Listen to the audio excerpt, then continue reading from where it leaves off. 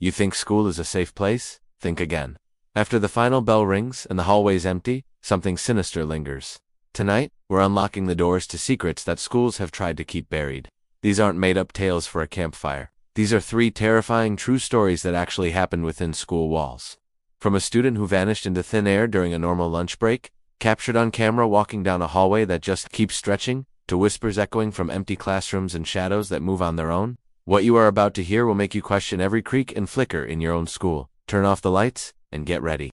These stories will haunt you long after you've heard them. Are you brave enough to stay until the end? High school, a place of learning, of friendship, of first loves, but for some, it's a place of last moments. Today's story is inspired by unsettling events that are said to have happened in a quiet American town. A story that school officials still refuse to discuss openly. We're talking about the disappearance of Liam Carter. It was a Tuesday in October. The air was crisp, the leaves were turning, and Northwood High was buzzing with its usual lunchtime chaos. Liam, a junior known for his quiet demeanor and love for photography, was last seen by his friends near the cafeteria. He told them he was just going to his locker to grab a textbook he'd forgotten for his next class. He smiled, waved, and walked away. He was never seen again. At first, no one noticed. Lunch periods are a whirlwind of students moving in every direction. It wasn't until 5th period when his history teacher, Mr. Harrison, marked him absent that the first small seed of concern was planted. Liam never missed class.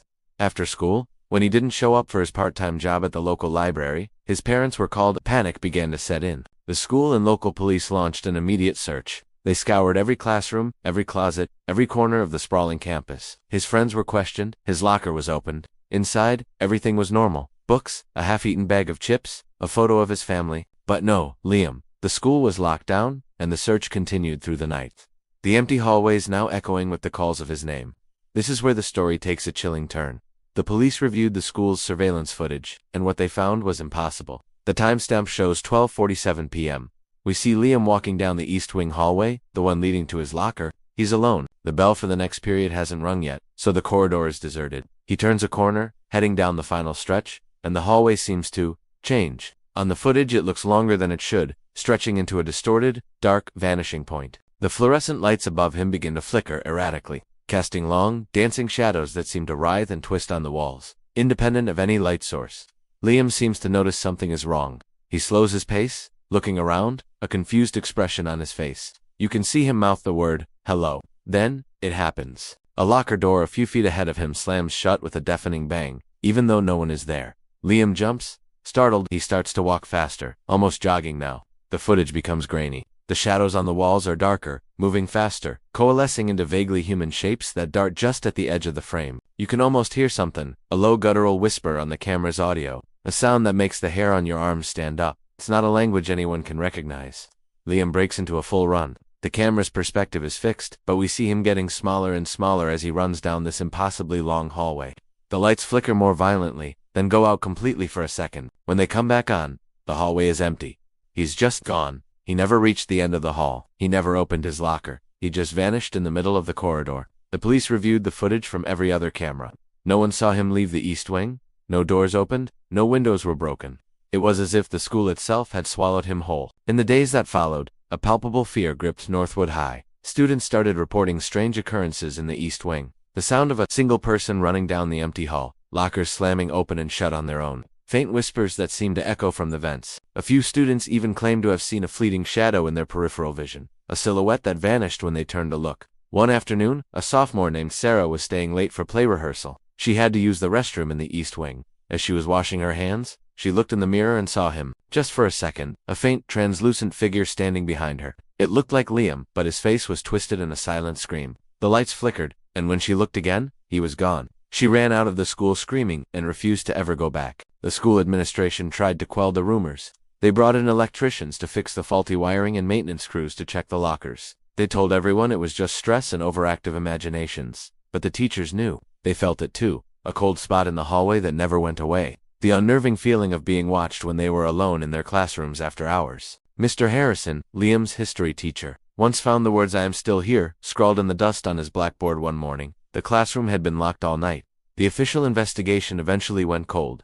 Liam Carter was classified as a missing person, his case filed away in a cabinet of unsolved mysteries. The school tried to move on. They repainted the East Wing hallway, installed new lockers, and upgraded the lighting system. But you can't paint over a memory. You can't replace the feeling that something is fundamentally wrong. To this day, students at Northwood High avoid that hallway when they can. They say if you walk down it alone, you can still hear the faint echo of footsteps running away from something you can't see. They say if you listen closely, you can hear a whisper on the air, a desperate plea for help. And some say on the anniversary of his disappearance, if you look at the security monitor at exactly 12:47 p.m., you can see a glitch in the feed, a single, ghostly frame of a boy running down an endless hallway, forever trapped within the walls of his own high school. The story of Liam Carter serves as a terrifying reminder that some questions have no answers, and some places hold secrets that should never be disturbed. His disappearance remains unexplained, a ghost story whispered in the halls, a permanent, chilling legend of the vanishing student.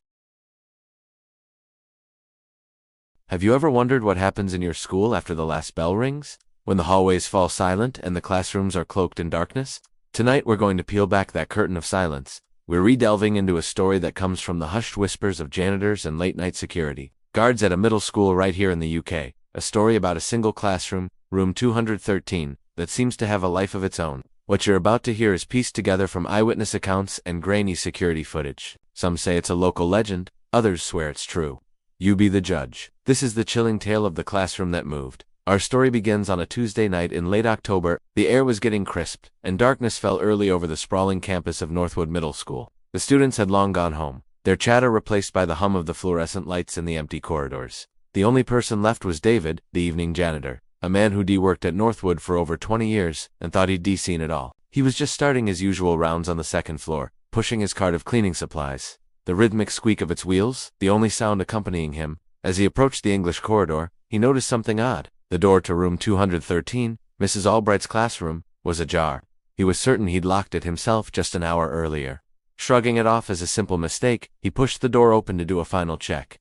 The room was empty, just rows of desks and chairs sitting under the dim, flickering emergency light. He pulled the heavy wooden door shut, heard the definitive click of the latch, and continued on his way. But as he reached the end of the hall, a faint creak echoed behind him. He turned back. The door to room 213 was open again. A cold shiver traced its way down his spine.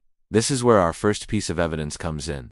Security footage from that night, camera C4, pointed directly down the second-floor hallway. At 9:17 p.m., you can see David locking the door to room 213. He walks away, and for a full 2 minutes, the hallway is still. Then, at 9:19 p.m., the doorknob slowly, almost deliberately, turns on its own. The latch retracts, and the door glides open into the darkness of the classroom. There's no one there, no gust of wind, no sign of forced entry. It just opens. David returns, as he described, stares at the open door for a long moment, before cautiously shutting it one more time. He even jiggles the handle to make sure it's secure. He then backs away slowly, his eyes fixed on the door, before disappearing down the stairwell. For the rest of the night, the door remained shut, but this was only the beginning. The strange occurrences escalated over the next few weeks, and they were no longer confined to the night. Students in Mrs. Albright's fifth-period English class started reporting things: a pen rolling off a perfectly flat desk, a backpack strap being tugged when no one was near, faint whispers that seemed to come from the corners of the room, so quiet you'd dismiss them as the wind or your own imagination. One student, a girl named Chloe, swore she saw the shadow of a person flicker across the back wall. Even though everyone was seated and the hallway outside was empty, Mrs. Albright, a stern but fair teacher, initially dismissed it all as teenage theatrics. She was a woman of logic and reason, but even her skepticism began to waver. She'd leave the classroom for lunch, with every chair tucked neatly under its desk, only to return to find one or two pulled out, angled towards the blackboard as if someone had been sitting there. She started taking pictures with her phone, documenting the misplaced furniture, trying to find a rational explanation. She never did. Things came to a head on a Friday afternoon. The school was holding a staff meeting after hours, and by 5 p.m., the building was nearly deserted again. 2 students, Tom and Liam, had been given detention and were tasked with cleaning the whiteboards in the English corridor. Under the supervision of a teacher down the hall, they were laughing and joking, spraying the cleaning solution and erasing the day's lessons. They saved room 213 for last. As they entered, a strange coldness greeted them. It was noticeably colder than the hallway, a deep, damp chill that made the hairs on their arms stand up. The room was silent, but it felt heavy. As Tom started cleaning the large blackboard at the front of the class, Liam heard a sound, a soft, scraping noise. He turned around. A single wooden desk in the back row was inching across the floor. It wasn't a sudden jolt. It was a slow, agonizing drag, leaving faint scratches on the polished linoleum. Both boys froze, their eyes wide with disbelief. The desk moved about a foot before stopping abruptly. They stared at each other, their faces pale. "Did you see that?" Liam whispered, his voice trembling.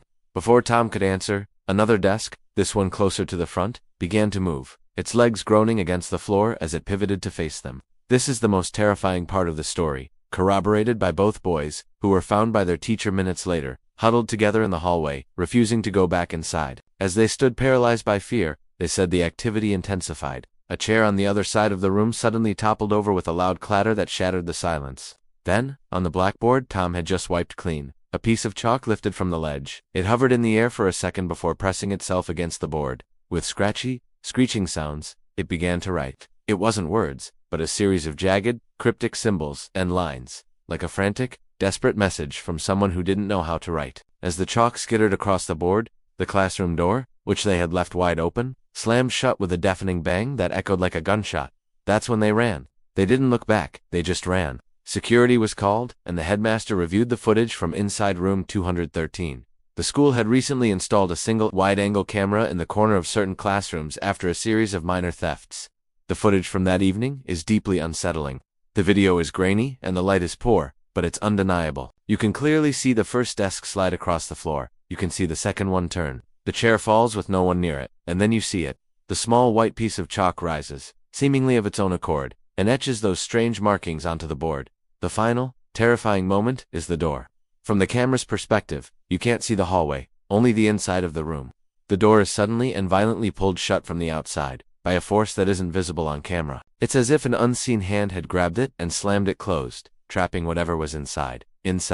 After that night, room 213 was closed. The official story was that the school was dealing with structural issues and faulty wiring that needed assessment. The symbols on the board were photographed and then erased before anyone else could see them. No one could decipher what they meant. The students were moved to a different classroom for the remainder of the school year. David, the janitor, requested to be moved to the day shift. He refused to be in that building alone at night ever again. The school never officially acknowledged the paranormal claims, but the stories continued to circulate. Some say the school was built on an old forgotten burial ground. Others whisper about a student who tragically died in that very room decades ago. Whatever the truth is, the events of that autumn left a permanent scar on Northwood Middle School. The classroom was eventually reopened a year later, but teachers and students still report an unshakable feeling of being watched, of a lingering coldness that never quite leaves the air. Even now, late at night, when the hallways are empty and still, security guards claim you can sometimes hear it. A faint, distant scraping sound. The sound of furniture being moved, deep inside the dark and silent room 213. The footage you've seen, and the accounts you've heard are all that remain of this disturbing incident. It serves as a chilling reminder that some places hold on to their history, and that when the lights go out, you're never truly alone. The night janitor, Mr. Henderson, was just finishing his rounds at Northgate High. The school was always a bit spooky after dark. The long, empty hallways seemed to stretch into infinity, and every little noise echoed in the silence. He was wiping down the last row of lockers in the B-wing when he first heard it. A faint sound, like a whimper. He stopped, listening. It was probably just the old building settling, or the wind whistling through a window frame. He shrugged and went back to work. But then he heard it again, louder this time. A definite cry, muffled and desperate. It was coming from one of the lockers.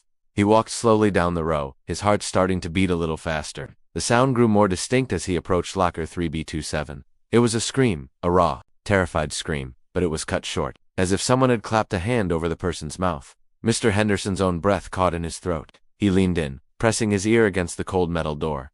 Silence. He knocked gently. "Hello, is someone in there?"